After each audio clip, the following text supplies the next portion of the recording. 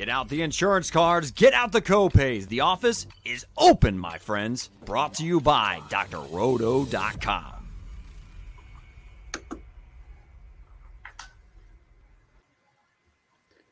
What is up, and welcome in.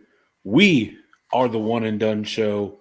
We are your fast break for college basketball information on this main slate for DFS coming up here Saturday, February the 12th. I am Eric Romoff. You can catch me on those Twitter streets at FantasyNav. And he is none other than Mike Holland, one of the best doing it out there in the game today. Mike, how's it going on this Friday evening? It's going good, man. If we could just get a little more action here, we could potentially win a Mania seat tonight and really set ourselves up for tomorrow to, hopefully make some coin, man. It's a big slate we have tomorrow, so super excited to talk about it. As has become a proud tradition for the One and Done Show, usually you boys are in here on a sweat. Mike's maybe got the inside track to ship in a Mania seat, and I did that fun thing where I put my best lineup in the dollar. So maybe I'll walk away with like $9. So we'll be sweating here in the background. But like you mentioned, we got another big slate here coming up on Saturday. We're looking at a $5K to first tournament on DraftKings. It's the $15 entry, big one. Mike, maybe kind of walk us in from the top. What are your overall thoughts on this slate? Any particular strategies or angles that you think will be worth exploiting? Yeah, let's start obviously with the big total here. We got a 157 total with Arkansas and Alabama, so two teams that really like to push the pace. We'll kind of get into that. So that's kind of the the golden egg there. But you also have some games that are in the mid 140s that we talked about last week. That's kind of you get one of those to go over, and next thing you know, you're cashing some checks here. So there's some decent value on the slate right now. I think as we get towards lock, we have to pay attention to that. I mean, we already had a few times this week where things happened with the last 10 minutes, and we were scrambling to get guys in. So obviously follow us on the Dr. Roto Discord there. Me and Eric are in there dropping knowledge and some last minute news here to really get our lineups going here. So I think overall on the slate, I am looking to target the Arkansas Alabama game, but I'm also looking at like this Florida State North Carolina matchup. You've got Miami and Wake Forest that went bonkers last time they played, and you got some other pieces here like Houston, high implied total almost 80 points, and Kansas Oklahoma could be sneaky here. So a lot of different options. So we'll talk about those as we kind of go. Yeah, like you said, 12 gamer here on the Saturday slate. Once again, all Power Fives. So a lot of familiar teams, a lot of familiar matchups that we've been going after all year long. And we'll actually start off with exactly just that. We've got Arkansas and Alabama. What's old is new again. I feel like we have been targeting both of these teams individually, basically anytime they're on the slate. And now they get smushed together. So tell us a bit about this game, Mike. Yeah, I mean, 157 total. It's like, man, we got to chase some plays in here, right? So obviously, a game you think you want to stack here. Both teams are super fast. You got Arkansas and Alabama, the top two in the SEC, and they're both in the top 50 in the country in pace. So a lot of possessions here, a lot of opportunity for fantasy points. So you look at it here. Ken Palm has Alabama coming through 81.76. So a lot of points there. They're thinking it hits it right on the nose at 157. For me, it's interesting because Alabama's not great defensively like we're used to the past couple of years. So I think Arkansas is a little sneaky here, especially with some of their pricing. So you look at it here, JD Note is probably my favorite play on the Arkansas side. He's 8,200. I mean, this guy's dropped 250 bombs in the last, 2 or 3 games here. One against Auburn, which is kind of surprising, and one against Georgia. And those were both pace-up spots for him. So he gets another pace-up spot here. He's got a 32% shot rate, 22% assist rate, and 4% steal rate. And we talk about rates like steal rate, block rate. Steal rate when you're 4% or more, I mean, that's pretty much almost an elite type category. And obviously those are, those points that can really get your upside going there. So he's definitely something that I'm looking to target. So those two names are the guys that we've largely been building around on the Arkansas side of this matchup. One thing that I've actually been having some decent success with, case in point, my dollar dandy that's making a run tonight. Generally speaking, it looks like the top kind of pay up options in any of these pace up games are always the more popular. And I build a version of my lineup with kind of the mid tier options. And there are two guys specifically from this Arkansas game. You got Tony, you got Amudier that are sitting right around that prime kind of 6K range. So if you're looking for that mid tier option out of this game, which of these two are you leaning towards? Well, I think Tony's a little bit safer. I mean, he's gotten 33 minutes here or more in the last 8 games. It's kind of tough though. I mean, the price kind of takes some of his upside up. He's not a high usage player, but he's on the floor a ton. So, he can get to 30, 32, even a 35 if everything goes right for him. And I mean, there's going to be a ton of possessions, obviously, to pick up rebounds, block some steals, knock down a few shots here. For Imude, it's, he's one of these guys where it's like, I don't know if he's going to play 20 minutes or if he's going to play 40 minutes. I mean, he's got a 24% shot rate when he's on the floor, which is pretty nice. But I mean, I don't know. Eric Musselman tends to go with certain rotations in certain games, and it's just kind of volatile there. That's what you'll find a lot about guys outside of Note here, is that you just don't know if they're going to get the full complement of minutes. He's interesting. I mean, he could go 6X on this slate, so he's definitely someone I'm looking at. But I think I'm really sticking to Note and then Jadelyn Williams at 7,900. He's been over 32 fantasy points in 9 of his last 10. He's 7,900. I mean, he legitimately profiles perfectly for what Alabama doesn't do well here.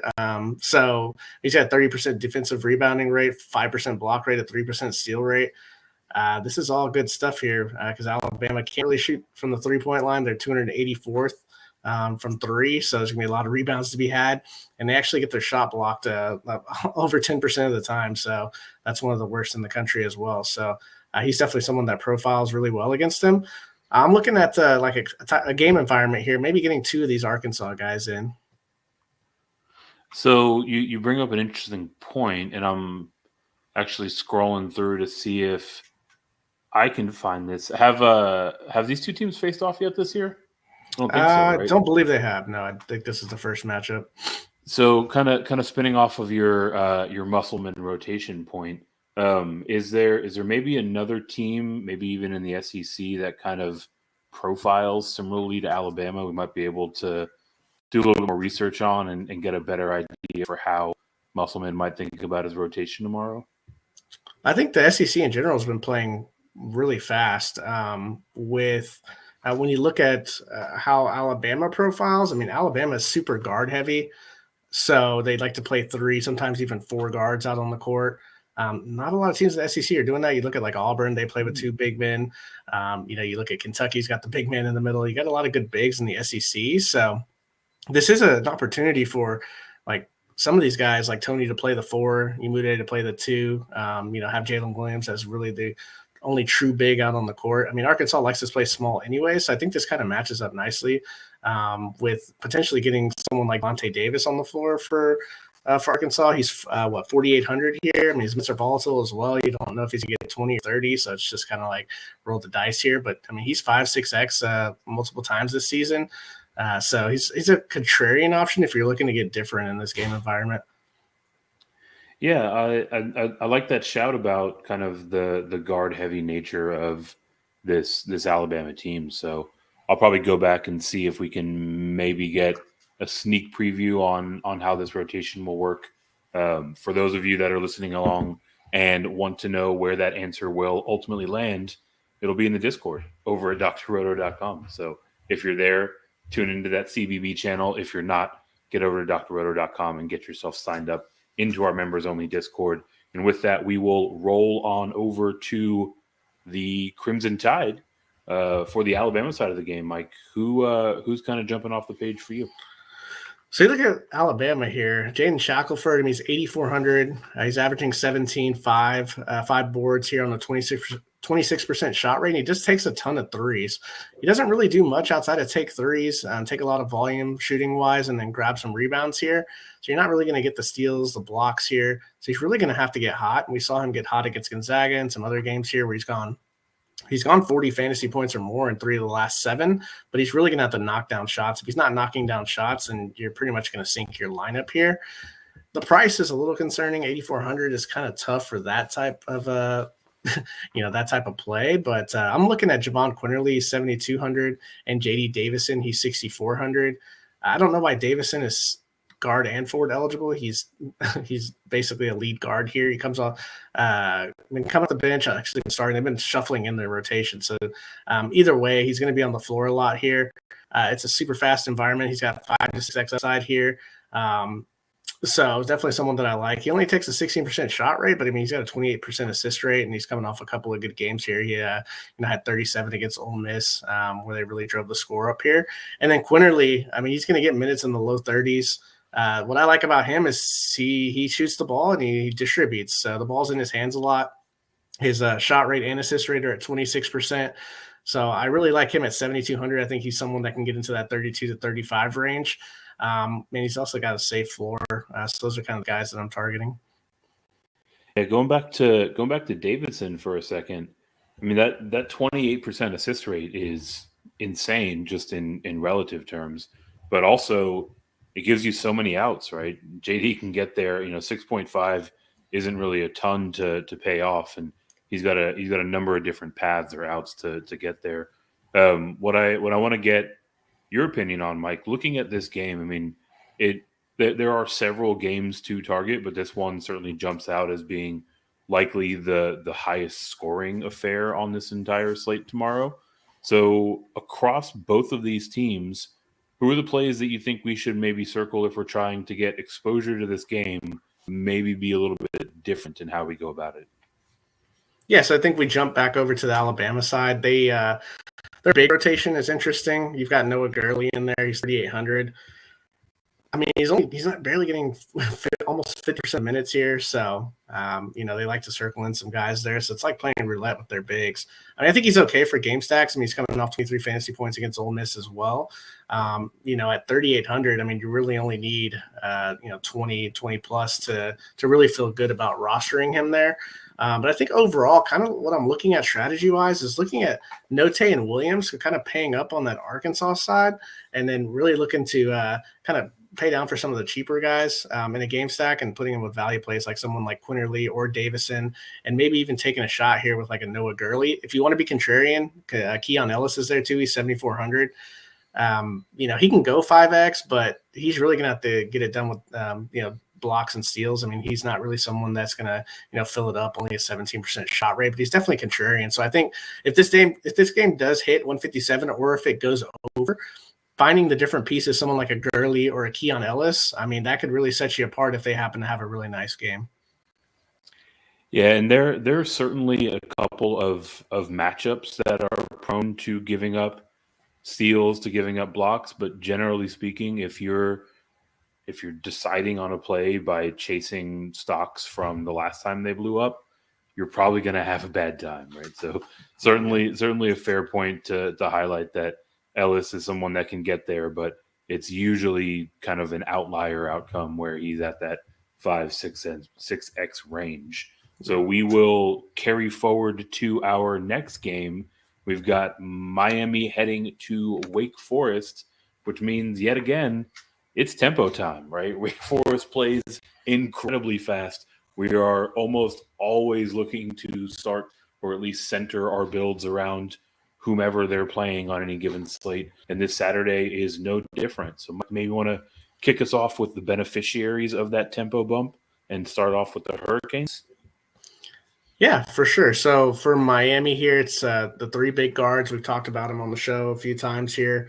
Last time these two teams met, it was 92 to 84 Miami victory. So now we're going to Wake Forest. Ken Palm likes Wake Forest 79-72 right now.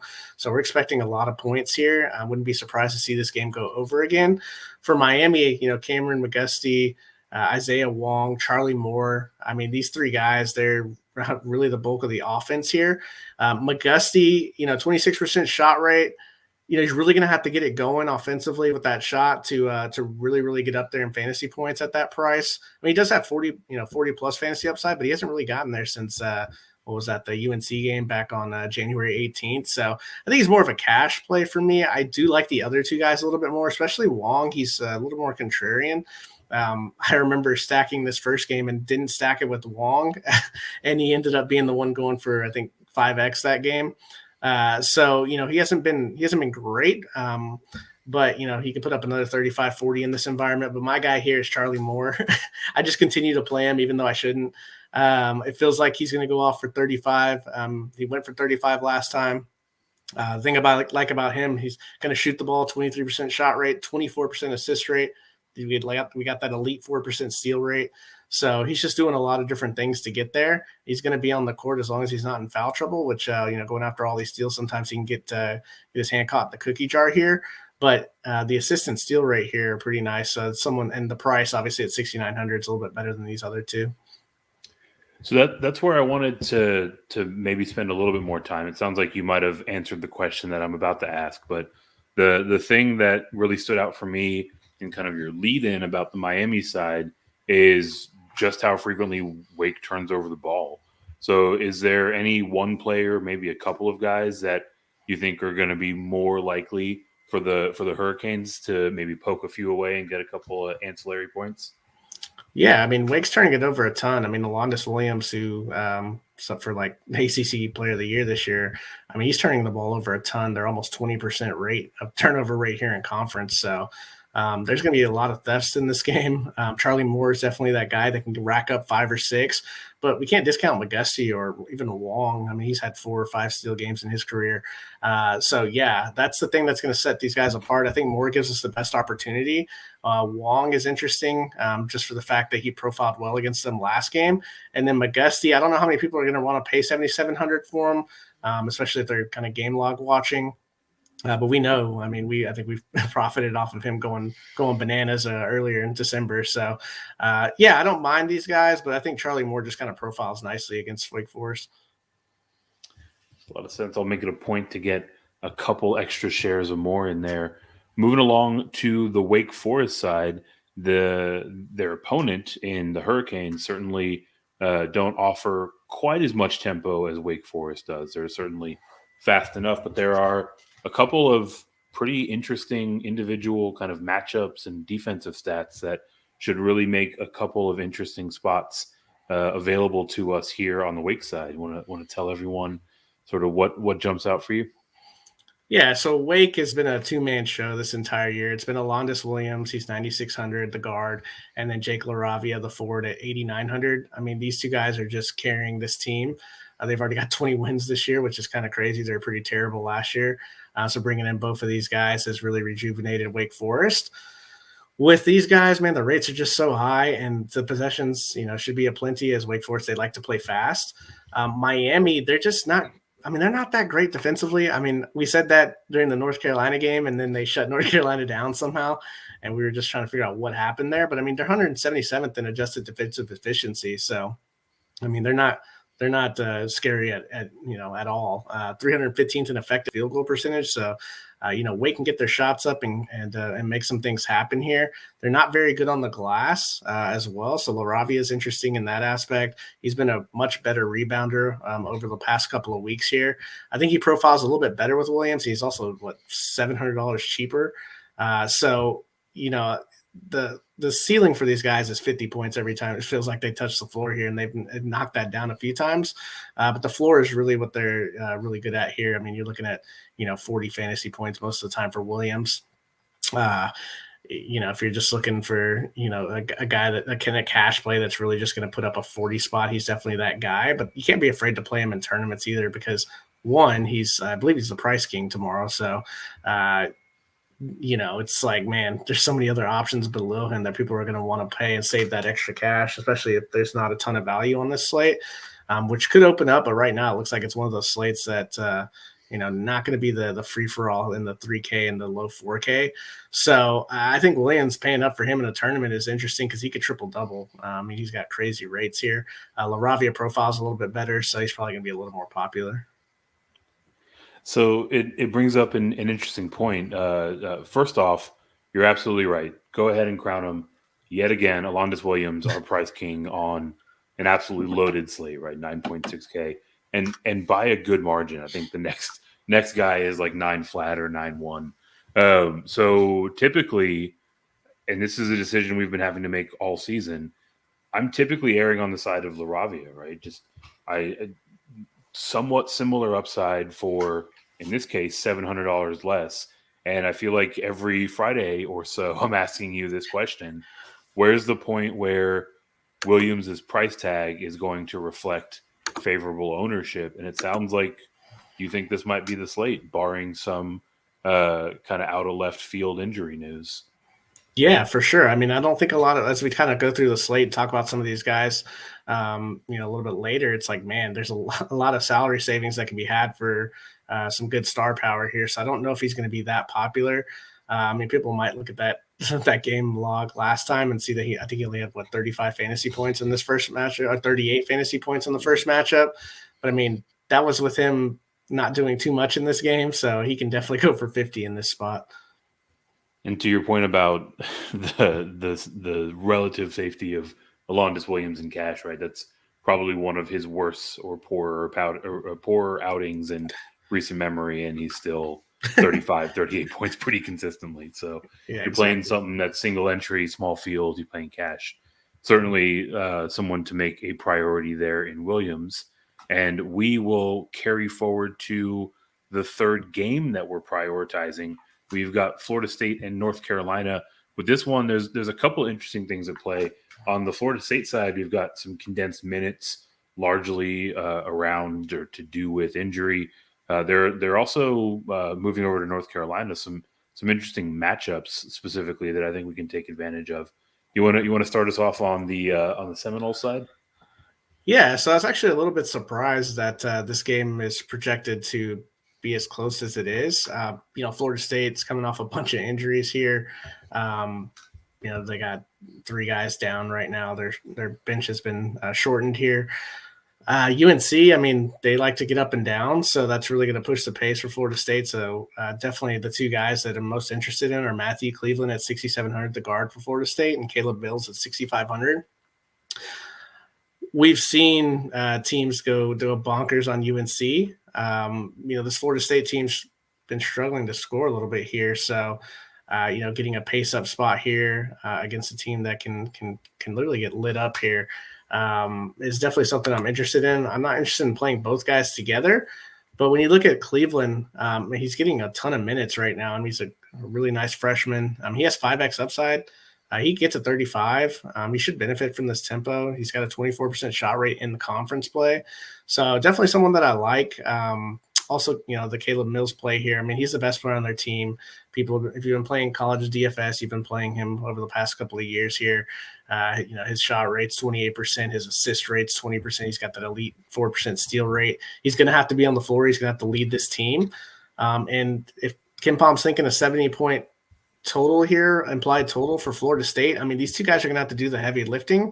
Because outside of this, there's not much else that really going to scare North Carolina as far as on the offensive side for Florida State. So while those 2 guys are the centerpiece to the Florida State side, at least for me, I want to get into this game, and there's someone in particular that I think can get me some exposure and get me some much needed salary relief. And that's Cameron Fletcher. You want to tell us why that is a terrible idea or why it might be just crazy enough to work? Yeah, you're going to have to play roulette with the rest of the Florida State guys. But, if you're thinking Florida State's going to get to 70 points, someone else is going to have to go with one of these guys or both of these guys. And, Fletcher's 3,700. He's coming off of 18 fantasy points against Pitt. He's close to almost a fantasy point per minute player. So, if he's going to get 20 minutes, he's got an opportunity to get 20 fantasy points. Definitely going to pay that price tag off. He's on the floor. He's got a 22% shot rate. So he's definitely going to flirt with 20 fantasy points if he can just kind of get those minutes up.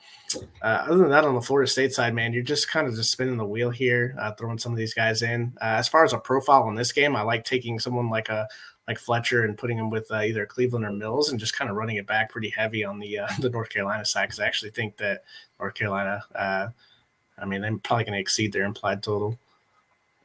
Yeah, and on that run back, we can head over to the Tar Heels side, right? This is a team that is absolutely draining them from three, and it looks like they've got pretty favorable matchup with that regard in terms of this game in particular. So feels like there should be a lot of Tar Heels that are sort of in the player pool for us tomorrow. Who are the ones that stick out to you? Yeah, they profile really nicely. I mean, North Carolina's number 11 in the country in 3-point shooting, and Florida State's 330th in defending the three. So it feels like the 3-point shooters for North Carolina should have a pretty nice day here. But we always have to start with North Carolina with our guy, man, 8,700 Armando Baycoat. Yeah, exactly. This guy. I mean, come on, man. What are we doing here? I mean, how many times have we rostered this guy this year? I mean, 10 of the last 15 games, he's had 40 or more fantasy points. I don't know why he's not priced at like 9,500. I mean, I would even probably pay $10K for this guy. I mean, he's just going bonkers this year. 25% shot rate. I mean, his combined rebounding rate is almost 50%. It's 44%. 5% block rate.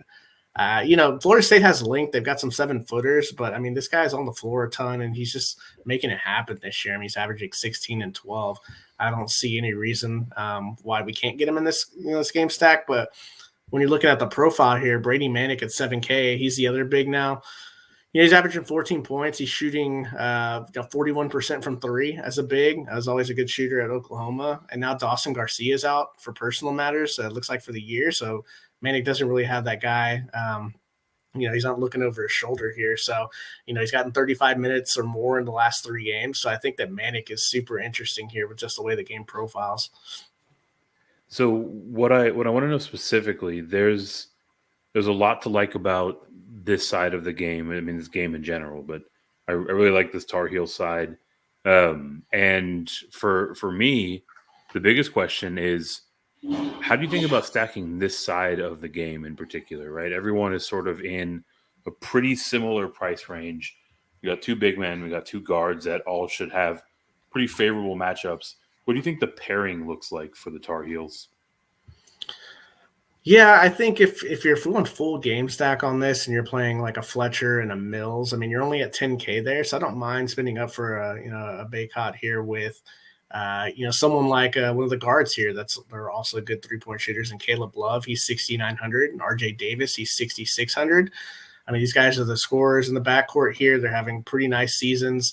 Love's been a little disappointing the last few times out, but I mean, he still carries a 25% shot rate and a 20% assist rate. I mean, he's a 40% 3-point shooter on the year. So, I mean, you look at that, and he profiles to a 35 fantasy point day if everything's clicking for him.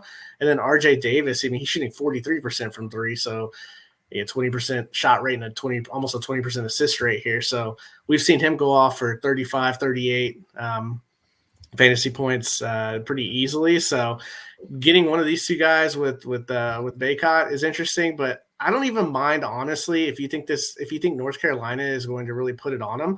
In college, man, you don't get a ton of like scrub action at the end of the games. I mean, these guys are probably going to play before they're taken out if this game blows out 32 to 35 minutes.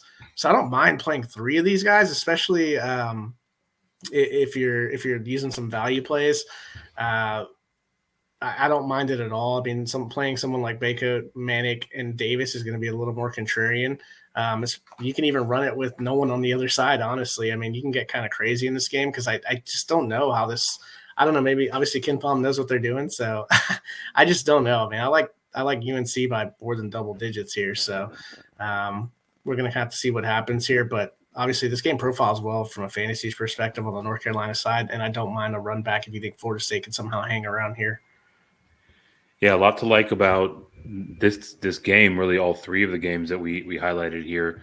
And, even if you're taking a fairly conservative line, right, you're going, simply one-sided on the stack, you're going, 2-1, 1-1.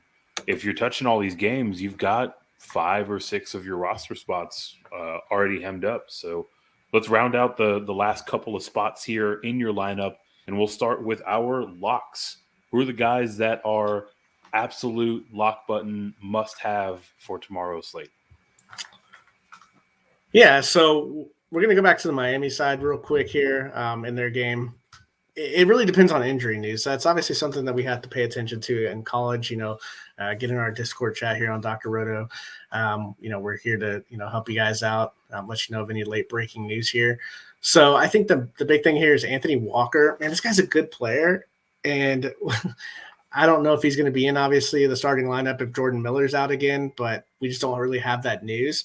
But I mean, Anthony Walker, if he's in, I mean, you look at what he does when he actually gets minutes. This guy is a great fantasy per minute type player. He's 4,100. He went for 25 in the start last game for Miller here. So he's got legit double upside, 22% shot rate when he's on the floor. I mean, he's almost a lock button here. I don't know why he has guard eligibility either. So, I mean, I would just lock him in at guard if he's going to be in the starting lineup and Miller's out. But moving on to some of these other games that we haven't talked about, like Georgia here playing South Carolina, another which should be a pretty fast game. I mean, Georgia's got two guys here that are just carrying the load for him. I mean, Kario Kendo, he's 6,500, and Aaron Cook's 6,400. Georgia's 82nd in pace, but South Carolina's going to pace them up a little bit here. They're 53rd in tempo. So, Kendo's shooting the ball a ton here in conference play. He's at a 30% shot rate. He's coming off a 39 fantasy point effort at Florida, 42 against Auburn, which is really surprising in that game that I think I'd said it on the show last week. I was like, there's no way this game is close, and they almost beat them. So that's college basketball for you in a nutshell. And then speaking of the Auburn side, you've got Walker Kessler. He's 9,100. I mean, it's like at this point, I got to stop fading this guy. He's just been too good this year, 55, 32, 54, 43 in the last 4 games. I mean, come on. It's like pretty ridiculous at this point. I don't care about the price tag. In conference, the Aggies are profiling really well for him to smash again. I mean, they're terrible offense at defending people off the offensive glass, so maybe some putback opportunities for him there. They're also getting their shot blocked a ton, almost 15% of the time, and he's the best shot blocker in the country. So, I mean, he's probably going to he profiles here to another 45 to 50 burger if this game stays close, but it's also predicted to be a blowout here. So, the cash games, he's more of a lock for me. But going back to the couple of Georgia plays that you mentioned, Oquendo and Cook, are these guys that you could maybe consider playing together, or are you just kind of balancing your exposure across those two as you build out a couple of extra lineups? Yeah, the problem with this game, man, is the South Carolina side. I would love to game stack this game, and I guess you could if you pick the right guys, but Frank Martin likes to play like 15 guys. I mean, I even think he takes a fan for 2 minutes and runs them out there. I mean, he just plays so many guys. It's really, really annoying because we've rostered some of these guys this year and get completely burned when everyone plays 14 minutes. So really annoying. I think if I'm choosing here, I'm going to stick with the heater and a Kendo. Cook should be a little more contrarian. You can put them both together and not play anybody from the South Carolina side. That's a little interesting because both these guys are going to be on the floor a ton. Cook is a little bit safer, maybe more of a cash. He's got 30 fantasy points in 2 of the last 3, so that profile is close to a 5X. Don't really know if he's going to get to that 35-40 mark, but if you think Georgia's going to, really, really drive it up, which is what Tom Crean wants to do, I mean, they could definitely both get there. It's just finding some guys on the South Carolina side to really go with it to make a game stack here. So more of a Georgia side in this game. Yeah, going naked on those two was kind of where my mind went, and specifically what I love, they're right in that mid 6K range, right? Week in and week out. If you're trying to get different from the field, if you have more kind of 6 to 7K range guys than not, you're going to have a unique build. So that covers our locks, and that means that it's time to get faded. Who are we avoiding tomorrow? Oh, man. Kadari Richmond, man. We've been faded. Right? We're on the other side. He's 7,200. Kadari Richmond, Seton Hall guard here, who's taken over the lead guard role with Bryce Aikens' concussion, which has been going on for a few weeks now. Richmond's been getting a ton of run. We've rostered him a few times. He's done nice for us when he was in that 5, even the low 6K range. But, man, he gets a matchup with Villanova, and I just don't play guys against Villanova unless it's a short slate. He's had 31 fantasy points in 2 of the last 3, but you look at the price bump here up to 7,200, it kind of takes out some of that upside there. And then you're getting a Villanova defense that's 21st in adjusted defensive efficiency, and they're almost dead last in tempo. So it's like there's really not that much upside for Richmond. So it's someone that I'm looking to avoid. And then also in that guard bump up here in price here, Geo Baker, someone that we were playing at 6K. He's now 7,000 against Wisconsin in a game that's supposed to be pretty ugly here. I mean, 130-point total. He's been really nice. He's thrown up some 40 pieces here, but man, this guy can absolutely disappear. It seems like whenever I click his name, he completely disappears, switches like every other game. I mean, so his upside's just kind of been taken out of the price here. I mean, it's, if he gets 35, he's not going to bury you, essentially. I could easily get 35 from a 6,600 RJ Davis, and we're kind of just playing with a $400 difference with the rest of our lineup. So he's not really somebody I'm looking to get into my lineups tomorrow.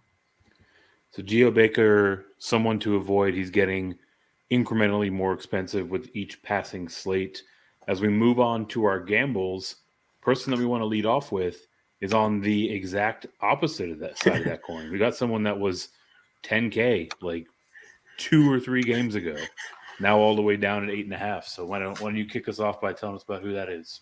Yeah, it's our guy Johnny Davis, right? It's 8,300 in this ugly environment that we just talked about, not playing Geo Baker in. But this dude, I mean, man, he's in the top 3 for National Player of the Year right now. I mean, he's averaging 21 points, 8 rebounds, 2.5 assists. He's throwing up a steal a game here. I mean, he's just giving you everything for this team. I mean, surprisingly, Wisconsin is and is playing pretty well this year, and it's all due to him. He's matchup proof. I mean, Rutgers. Every time Rutgers is on the slate, it feels like the ugliest game on the slate.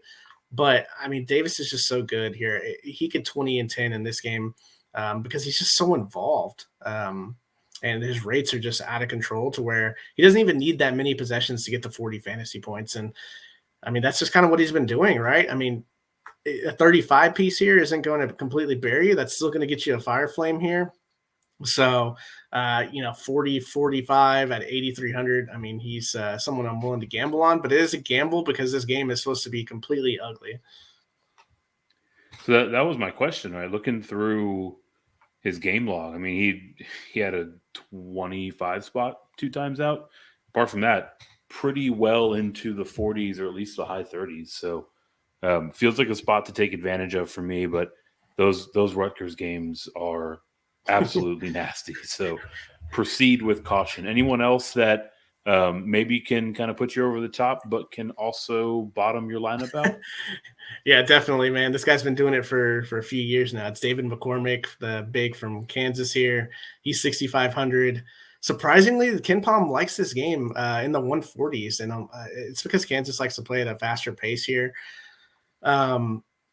Man, McCormick, it's like when you're digging in the 6K, the 5K, and there's no mispricing, you're just looking at guys that can get 40 fantasy points, and that's exactly what he could do.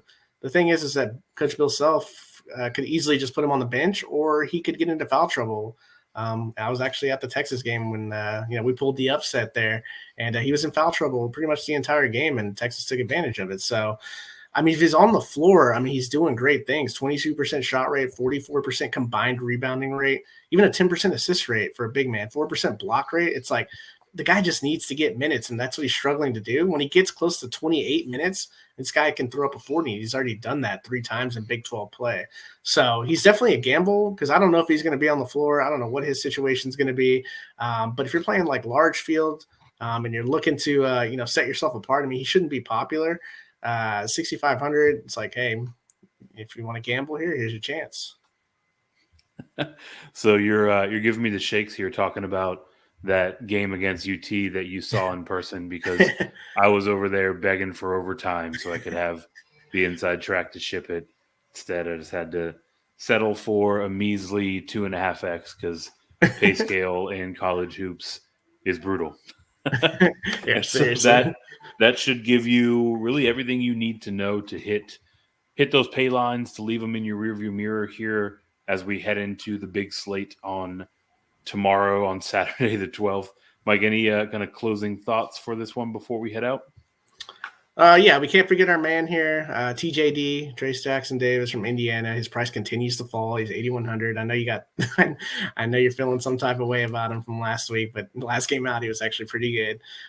We talked about the South Carolina side and how disgusting it is. If you want to be ridiculously involved in that game. Keyshawn Bryant's 4,600. He went nuts against Kentucky, but just beware, could completely disappear and not play any minutes.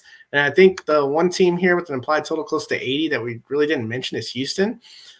You got the 5 guys that are there that are, could put up 30 to 40 fantasy points. You got Kyler Edwards.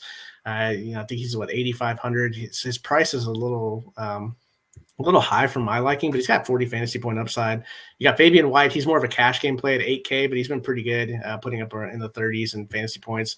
Jamal Shedd right now is absolutely crushing, so definitely someone to look at to get into your rosters. Carlton, he's more contrarian.